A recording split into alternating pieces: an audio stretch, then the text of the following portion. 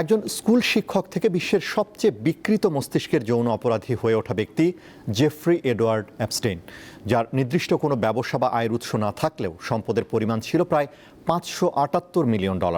তার বিরুদ্ধে অভিযোগ, অর্থ ব্যবস্থাপক ও সমাজসেবকের আড়ালে অপ্রাপ্তবয়স্কদের যৌন নিপীড়নের বিশাল এক নেটওয়ার্ক গড়ে তুলেছিলেন অ্যাপস্টেইন।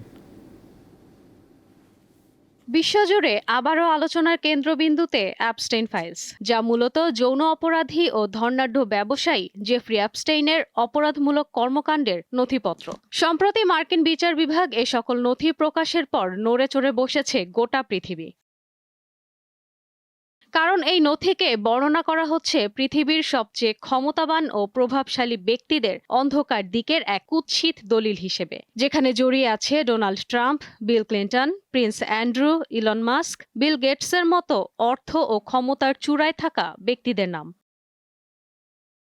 নতুন প্রকাশিত 30 লাখ পৃষ্ঠার নথিতে শিশু ধর্ষণ ও হত্যাসহ বহু পাশবিকতার প্রমাণ পাওয়া গেছে, যেখানে বিশ্বের এই ক্ষমতাবানরা জড়িত ছিলেন। বিশ্ব নেতাদের ভূ রাজনীতির অনেক অন্ধকার দিকও উঠে এসেছে এই নথিগুলোতে। কিন্তু প্রভাবশালী এসব ব্যক্তিদের নিয়ে বিশাল এই অপরাধ চক্র তৈরি করা ব্যক্তি অ্যাপস্টেইন আসলে কে, এটা অনেকেরই অজানা। 1953 সালে নিউ ইয়র্কে একটি মধ্যবিত্ত ইহুদি পরিবারে জন্ম ও বেড়ে ওঠা অ্যাপস্টেইনের। অঙ্কে পারদর্শী অ্যাপস্টেইন কপার ইউনিয়ন কলেজে পড়লেও ডিগ্রি সম্পূর্ণ করেননি। কর্মজীবন শুরু হয় ডাল্টন স্কুলে। ডিগ্রি না থাকলেও নিয়োগ পান গণিত শিক্ষক হিসেবে। সেখানেই পরিচয় হয় ওয়াল স্ট্রিটের অভিজাত মহলের সঙ্গে। 1976 সালে স্কুল থেকে বরখাস্ত হন। তার অল্প সময়ের মধ্যেই যোগ দেন ইনভেস্টমেন্ট ব্যাংক বেয়ার স্টার্নসে। 1982 সাল নাগাদ অ্যাপস্টেইন তার নিজস্ব প্রতিষ্ঠান জে অ্যাপস্টেইন অ্যান্ড কোম্পানি প্রতিষ্ঠা করেন, যেখানে ট্যাক্স আইনজীবী বা সার্টিফাইড অ্যাকাউন্টেন্ট না হয়েও কোটিপতিদের কর ও সম্পত্তি ব্যবস্থাপনা করতেন তিনি, এবং সেখান থেকেই তার উত্থানের শুরু।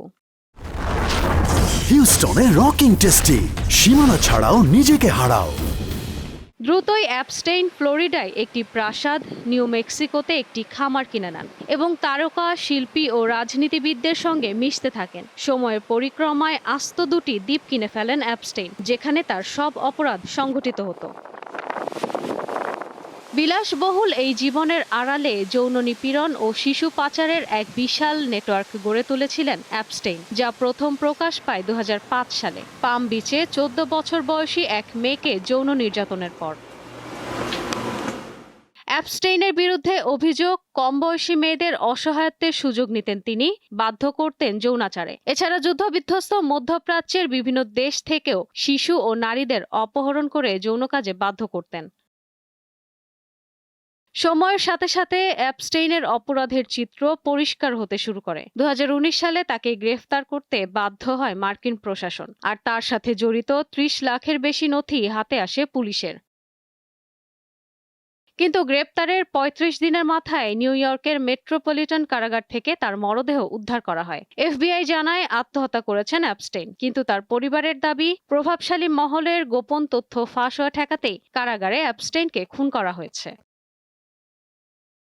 তার ফরেনসিক রিপোর্টে আত্মহত্যার কোনো আলামত পায়নি চিকিৎসকরা, এমনকি গায়েব হয়ে যায় কারাগারের সিসিটিভি ফুটেজও। সবকিছু মিলিয়ে অ্যাপস্টেইনের রহস্যজনক মৃত্যুর জট খুলেনি এখনো। ইশরাত সুমা, দীপ্ত বার্তা কক্ষ।